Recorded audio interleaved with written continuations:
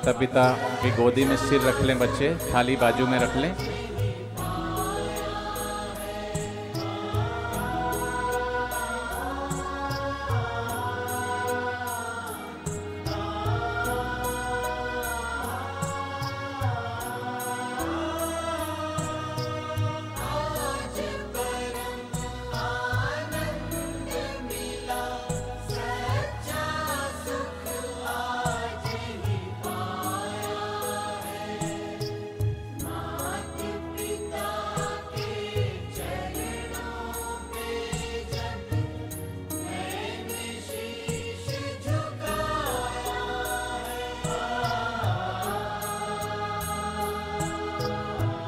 माता पिता प्रेम से, भाव से, स्नेह से बच्चों को सहलाते रहें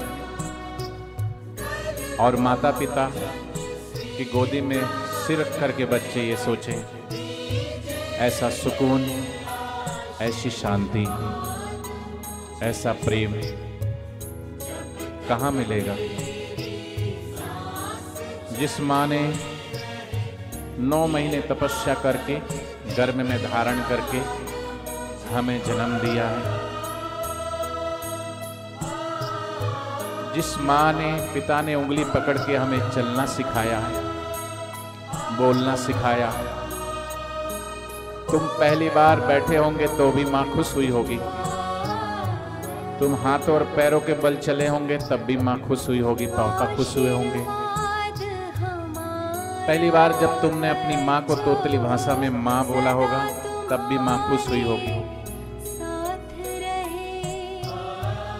वो बचपन का प्यार, वो दुलार बड़े होके हम क्यों भूल जाते हैं? क्यों अपने माता पिता के दिल को दुखाना शुरू कर देते हैं? बड़े होकर क्यों भावनाएं हमारी क्यों मर जाती हैं? क्यों हम शादी और विवाह के बाद माता पिता के प्यार और दुलार को भूल जाते हैं?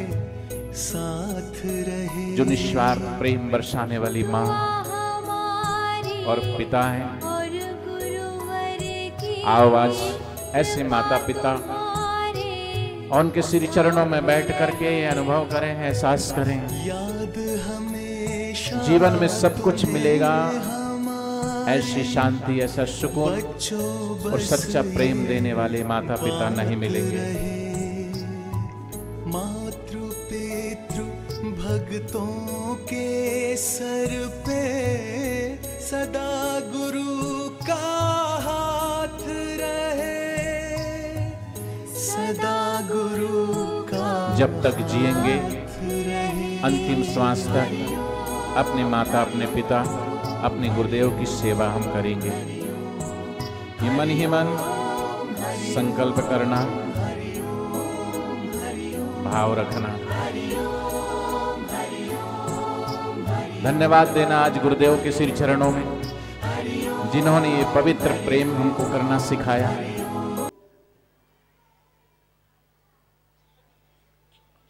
थोड़ी देर अपनी माँ को निहारते जाएं, जिस माँ ने 9 महीने हमें गर्भ में धारण किया है, पाल पोस के बड़ा किया है।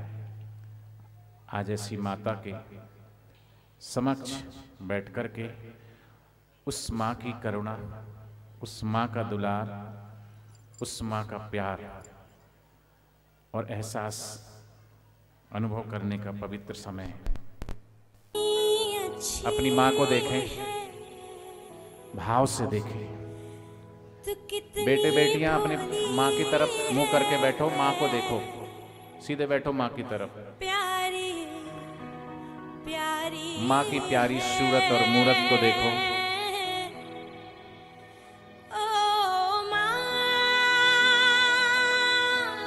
ये जो प्यारी माँ है, बड़े लोग भी अपने माँ को, अपने पिता को याद करें। और छोटे बच्चे वो तो भाग्यशाली हैं, सौभाग्यशाली हैं कि आपके सामने आपकी माँ बैठी है, आपके पिता बैठे हैं। ऐसे माता पिता हम क्या दे सकते हैं? उस माँ को निहारते जाएं, वो भगवान ही माँ के रूप में आपके समक्ष बैठा है। माँ ममता की मूरत है, वात्सल्य और करुणा से भरी हुई ऐसी माँ जो अपने बच्चों के लिए सारी सारी रात जागती है, तपस्या करती है। बच्चों को जन्म देना एक बड़ी तपस्या है, पाल पोस के बड़ा करना बड़ी तपस्या है। कभी तुम्हारा स्वास्थ्य ठीक नहीं हुआ, तबीयत खराब हुई तो माँ सारी सारी रात जागती है, हमें चैन से सुलाने के लिए सारी सारी रात जागती है, अपनी नींद भी कुर्बान कर देती है। आओ ऐसी माँ को सच्चे हृदय से याद करो, अपने हृदय से भाव से ऐसी जन्म देने वाली माँ को याद करते करते आपके हृदय को पावन करो। माँ चाहे कितनी बीमार ही क्यों ना हो, वो उठती है अपने बच्चों के लिए सबसे पहले, उनके लिए भोजन बनाती, पानी गर्म करती। खुद का स्वास्थ्य ठीक नहीं है फिर भी अपनी औलाद के लिए उठती है। हमारे हर सुख दुख में, हमारे एहसास में खड़ी रहती है छाया की तरह। हमारा हर दुख और हर सुख उनसे जुड़ा हुआ है। आओ ऐसी माँ को सच्चे दिल से, सच्चे हृदय से याद करें, ईश्वर को धन्यवाद करें और गुरु को धन्यवाद करें कि इस माता पिता जो सामने बैठे हैं, किस्मत वाले हो कि तुम्हारी माँ तुम्हारे सामने है। आज इस पंडाल में बहुत सारे ऐसे लोग होंगे जिनकी माँ उन्हें छोड़ के चली गई, पिता उनको छोड़ के चले गए। उनके हृदय पे क्या बीतती होगी, कैसा लगता होगा इस समय, उनको कितनी याद आती होगी। लेकिन तुम भाग्यशाली हो, सौभाग्यशाली हो कि ऐसी माँ तुम्हारे सामने बैठी है। आओ अब सभी बच्चे अपने पिताजी की ओर निहारें, पापा की ओर निहारें। माँ की जहाँ भूमिका है हमारे लिए, माँ ना होती तो प्रेम कहाँ होता, करुणा कहाँ होती, वात्सल्य कहाँ होता, प्यार कहाँ होता, दुलार कहाँ होता। जहाँ माँ ममता की छाया में रखती है, पिता कभी कठोर बनते हैं, हमको अनुशासित करने के लिए कभी कभी झिड़कियाँ भी देते हैं। तो वो पिता की झिड़की, वो पिता का डांटना भी हमारे प्रति प्रेम को ही दर्शाता है।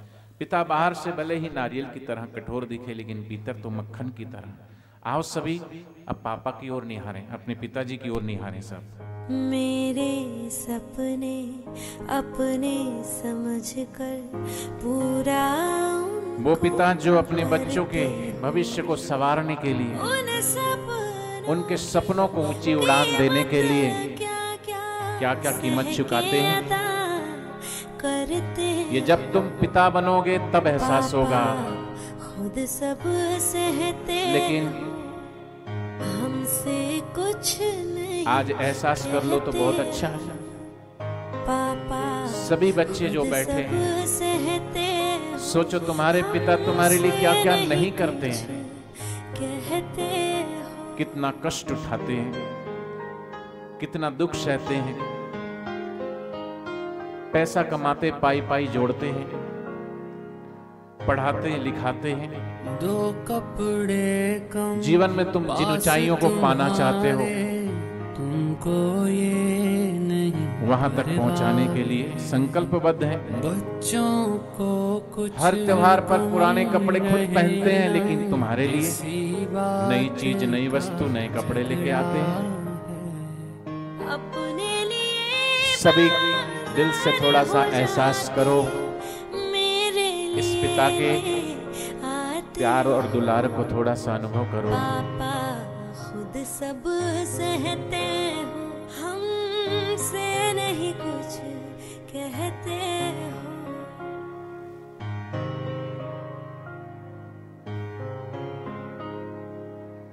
दुख हो चाहे सुख हो तुम्हारे, सोचना पैसे कहाँ से आते हैं, नम नहीं पिताजी क्या क्या कष्ट उठा करके, दिल पाई से पाई जोड़ करके निकलती तुम्हारे कैरियर, तुम्हारे भविष्य को संवारने के लिए क्या क्या नहीं सोचते और करते। गुस्से में आजकल की औलाद ऐसा माँ बाप को बोल देते हैं कि उनकी आंखों से आंसू आ जाते हैं, लेकिन फिर भी उस घूंट को भी वो पी जाते हैं, कुछ नहीं कहते। सहते हो हमसे कुछ नहीं कहते हो।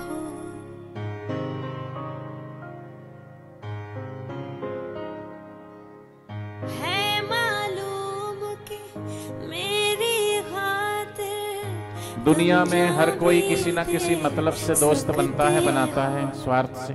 एक इंसान छोटी छोटी गलतियों पे सारे जहां से तुम्हें ताने देता है, लेकिन पिता ही है, माता ही है जो तुम्हारे हर संकट में, हर दुख में, हर सुख में एक दीवार की तरह तुम्हारे साथ खड़े रहते हैं, जो चट्टान की तरह।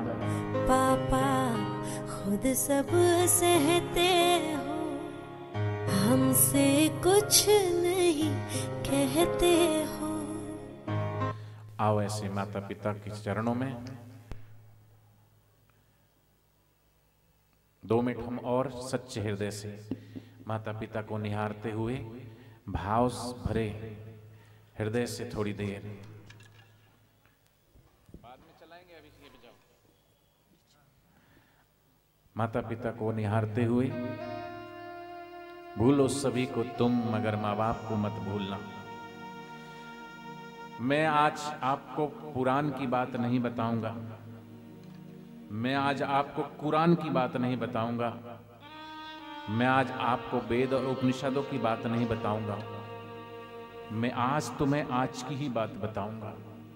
वर्तमान की स्थिति, वर्तमान के हालात को ही बताऊंगा। ध्यान से सुनना और समझना कि आज समाज में क्या हो रहा है, आज हम किस ओर जा रहे हैं, हम किस पायदान पर खड़े हैं, आज माता पिता की हालत क्या हो रही है। आओ ऐसे माता पिता जो तुम्हारे सामने बैठे हैं, इन माता पिता ने उस भगवान से, उस अल्लाह से, उस ईश्वर से कितनी दुआएं मांगी है, कितनी मन्नतें मांगी हैं, कितने सजदा किए हैं। तुम्हारे जन्म के लिए भगवान से दुआएं मांगी हैं, आशीष मांगे हैं। और जब तुमने जन्म लिया, खुशियां मनाई, लड्डू बांटे, कितने खुश हुए। तुम्हारे जन्म के लिए माता पिता ने क्या क्या नहीं किया।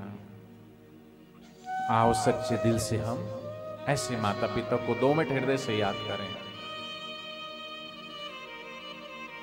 धरती पर देव को पूजा है, भगवान को लाख मनाया है, तब तेरी सूरत पाई है।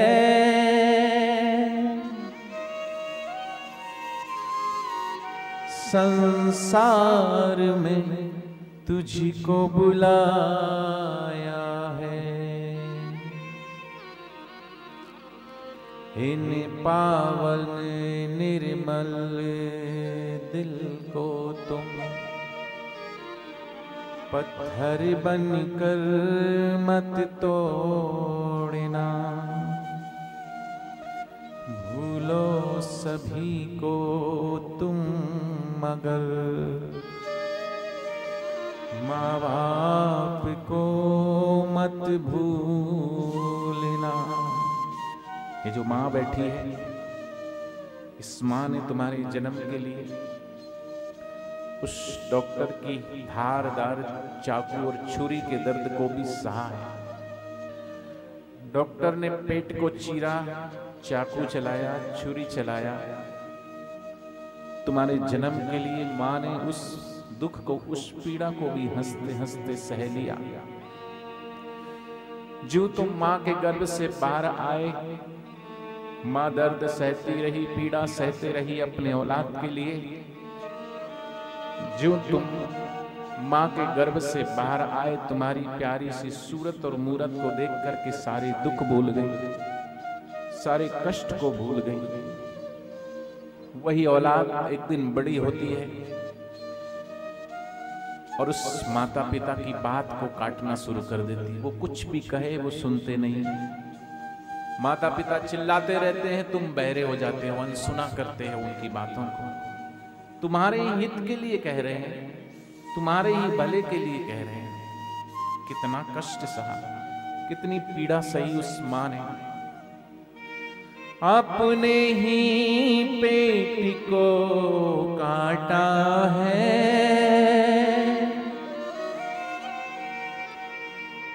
और तेरी सूरत पाई है। अपना हर को खिलाया तुझे और तेरी काया सजाई है। इन अमृत देने वालों के जीवन में जहर मत घोलना। याद करो बचपन, माँ के हाथ की वो थाली, वो निवाला, कभी तुम मुंह इधर फेरते थे, कभी इधर फेरते थे। प्यार से, दुलार से, पुचकार से तुमको खिला के खुश होती थी। माता पिता अपने बच्चों को खिला के, पहना के, नहला के, धुला के खुश होते हैं।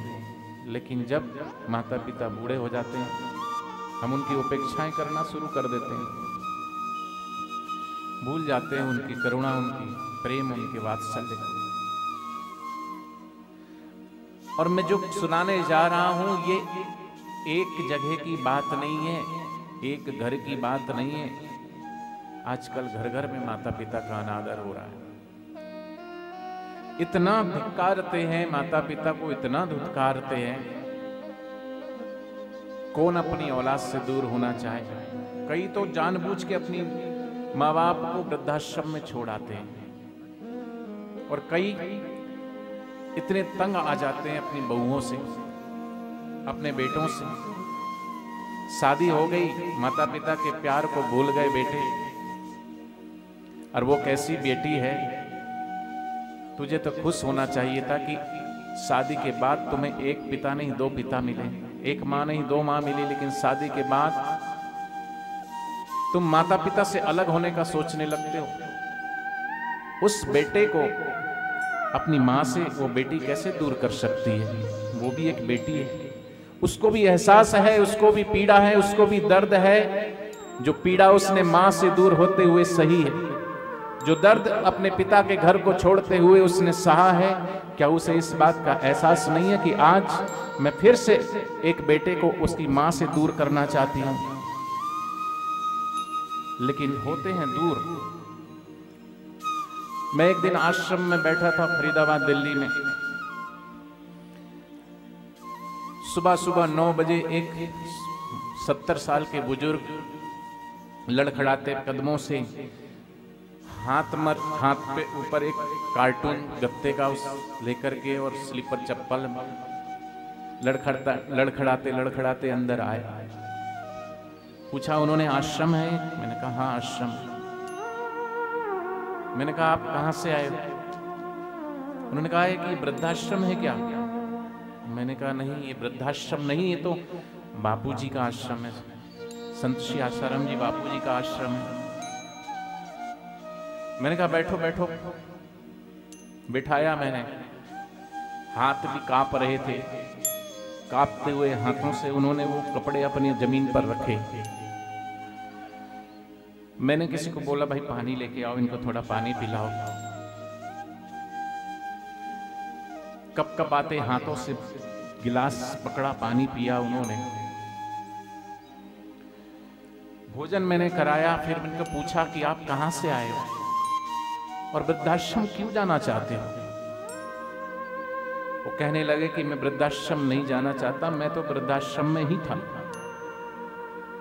उन्होंने बताया कि यहाँ इस जगह पर फरीदाबाद NIT 2 वहां पे एक वृद्धाश्रम में, वहां 3 महीने से रह रहा था। मेरे बेटे और बेटियों ने मुझे, बेटी तो विवाह करके ससुराल चले गई, बेटों ने निकाल दिया, बहुओं ने निकाल दिया मुझे। मैंने कहा आपका घर नहीं है? बोले है, छोटा मोटा नहीं, 3 मंजिला मकान है, 2 बेटे हैं, एक का मेडिकल स्टोर है, दूसरे का फास्ट फूड का काम है, दुकान है, अच्छा काम है, बेटी भी मेरे अच्छे घर में ब्याही है। लेकिन रोज रोज के ताने, बेटा मुझे धक्का मार करके, कई बार हाथ पकड़ लेता है, धक्का मार देता है। रोज रोज की जो जिल्लत भरी जिंदगी से माँ बाप इतने पीड़ित हो जाते हैं, इतने दुखी हो जाते हैं, जिल्लत से मौत को ही स्वीकार कर लेते हैं वो। और एक दिन वो घर छोड़ के उस वृद्धाश्रम में गए, 3 महीना रहे। लेकिन जब वृद्ध हो जाओगे ना तुमको भी अपने छोटे छोटे नाती और पोतों की बहुत याद सताएगी। उनको भी सता रही थी बहुत, घर की बेटों और बेटियों की और उनके बच्चों की याद उनको खींच रही थी। इस पीड़ा का अनुभव जो वृद्ध है या हो चुके हैं उस अवस्था में, वो समझ सकते हैं। और ना चाहते हुए भी वहां का अनुशासन मुझे तोड़ना पड़ा, वहां से बाहर निकलना अलाउ नहीं। और मैं एक दिन बिना बताए उस वृद्धाश्रम को छोड़ के अपने घर गया, इस उम्मीद से कि 3 महीने से मैं उस घर में नहीं था। शायद मुझे देख करके बहुएं खुश हो जाएगी, शायद मुझे देख करके मेरे बेटे खुश हो जाएंगे, मुझे गले से लगाएंगे, मुझे पैर छुएंगे, मुझे पानी के लिए पूछेंगे, मुझे भोजन कराएंगे। पैर छूना तो दूर, हालचाल पूछना तो दूर, आते ही धुतकारने लगे कि क्यों आ गए, जहां थे वहीं रहना था, फिर से क्यों आ गए। मैं बैठा थोड़ी देर, लेकिन थोड़ी ही देर मैंने कहा छोटे छोटे बच्चों से मेरी बात करा, तो उन्होंने कहा नहीं कोई बात नहीं कराएंगे, ना बात कराई ना कुछ। और मैं फिर वहां से निकल के इधर आ गए। तो मैंने पूछा आपका मकान किसके नाम है? बोले मकान मेरे नाम है, 2 बहुएं हैं, उनके बेटे हैं छोटे छोटे, मेरी पेंशन भी है, मुझे पेंशन भी मिलती, मैं नौकरी करता था, नीचे दुकान किराए पे दी हुई है, पेंशन भी मिलता है, पैसा भी है, लेकिन वो पेंशन भी वही खा जाते हैं, वो बैंक से वही निकाल लेते हैं, पाई पाई का मोहताज। मैंने बोला कि अपने बेटे का नंबर है तुम्हारे पास तो दो। मैंने उसके बेटे का नंबर लिया, फिर मैंने सोचा बेटे तो होते ही है निष्ठुर, क्या पता बेटी थोड़ा सा हृदय की कोमल होती है, पिता के दर्द को और एहसास को समझेगी, इसलिए कहा कि बेटी का नंबर है? बोले है। तो मैंने पहले उसको फोन मिलाया और कहा कि ऐसे ऐसे तुम्हारे पिताजी यहाँ भटकते भटकते आ गए हैं, वृद्धाश्रम में रह रहे थे 3 महीने से, वहां से भी इनको निकाल दिया, घर गए थे तुम्हारे भाइयों ने उनको वहां से भी निकाल दिया, क्या करना है इनका? वो बेटी कहती है कि मैं आपको 5 मिनट में फोन मिलाती हूं। मैंने कहा क्यों, क्या हुआ? मैंने कहा मैं आप लाइन पे रहो, तुम्हारे भाइयों को जोड़ता हूँ, लाइन पे बात कराता हूँ, दोनों बात करना। मैं सुनना चाहता था, बेटी से भी सुनना चाहता था, बेटे से भी, अपने पिता के लिए क्या उनके भाव है। लेकिन बेटी भी बंधी हुई थी, रिश्तों की बेड़ियों में जकड़ी हुई थी, अपने पति के कारण ससुराल के कुछ बंधन थे, चाहते हुए भी वो कुछ ना कर सकी। 5 मिनट बाद फोन तो आया, लेकिन उसने कहा कि मेरे भाई से ही आप बात कर लो। महाराज जी आप समझ सकते हो मैं ससुराल में हूँ, मैं अपने भाई से बात करती हूँ, देखती हूँ। उसने इस तरीके से कहा, शायद उसके पति ने उसको दबाव दिया कि तू इन चक्करों में मत पड़, उनके घर का मैटर उनको जाने दे, उनको सुलटने दो। फिर मैंने उस वयोवृद्ध से कहा कि अब तुम्हारे बेटे से बात करता हूँ। बेटे से बात किया, मैंने कहा मकान इनका है, दुकान इनकी है, पेंशन आती है, फिर भी इनको छोड़ दिया तुमने। मैंने कहा तुम आओ आश्रम और मैं तुम्हारी कंप्लेन पुलिस को देता हूं। जो मैंने पुलिस का नाम लिया, वो वयोवृद्ध काका ने हाथ जोड़ लिए, कहा महाराज जी मत बुलाइए पुलिस को, आखिर है तो मेरे ही बेटे, उनके भी छोटे छोटे बच्चे हैं, वो कहां जाएंगे, वो किसके पास रहेंगे। मैंने कहा धिक्कार है तुझे, सुन ले अपने पिता के उद्गार। तेरे पिता के उद्गार तेरे लिए अब भी क्या है। तूने अपने पिता को घर से निकाल दिया, वृद्धाश्रम तक भेज दिया, और आज भी तेरा पिता चाहे तो तुझे थाने में, पुलिस की हवालात में तुझे बंद करवा सकता है। वो तू उसके पैसे खा रहा है, पेंशन खा रहा, मकान दुकान सब पिता के नाम है, फिर भी उनकी दर दर की ठोकरें खिला रहा है। और वो पिता वो दर दर की ठोकरें भी खाने को तैयार है, लेकिन बच्चे खुश रहे, बच्चों के बच्चे खुश रहे, नाती पोते खुश रहे। अभी भी उनके लिए दिल से दुआएं, बद्दुआएं नहीं निकल रही, लेकिन माँ बाप तो सह लेते हैं इस दर्द को, इस पीड़ा को, और अपने हृदय से दुआएं ही बरसाते हैं। लेकिन याद रखना, प्रकृति बर्दाश्त नहीं करेगी, वो कुदरत तुम्हें कभी माफ नहीं करेगी, वो बर्दाश्त नहीं करेगी जो तुम आज दोगे। इसलिए बापूजी कहते हैं ये कलयुग नहीं, ये करजुग है।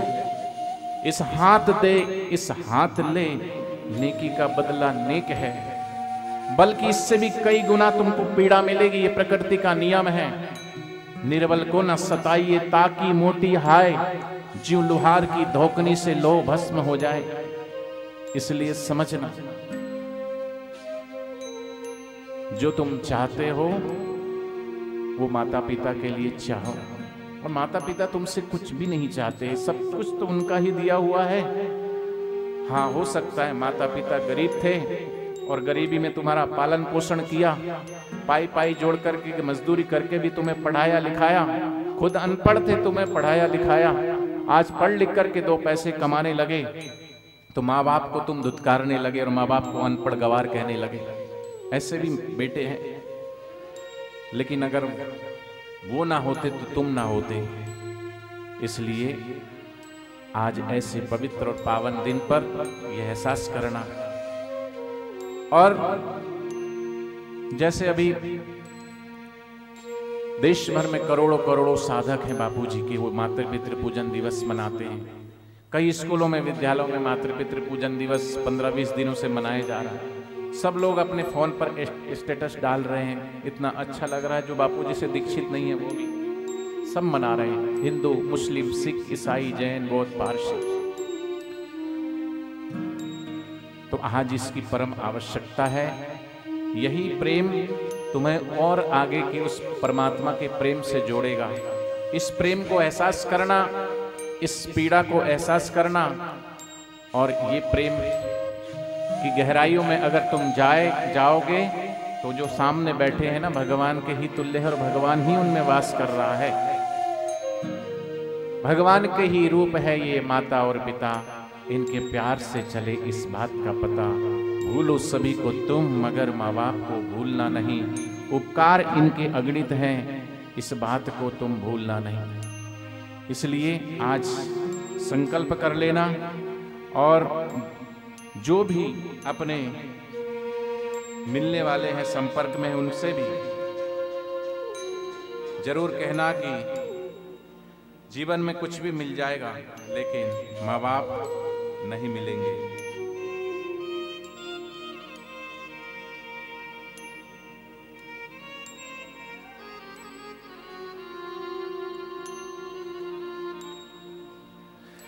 संसार सागर है अगर माता पिता एक नाव है, जिसने दुखाई आत्मा वो डूबता मझधार है। जिसने भी करी सेवा उसका तो बेड़ा पार है। और मात पिता गुरु परमात्मा मिले न बारंबार है, मिले न बारंबार।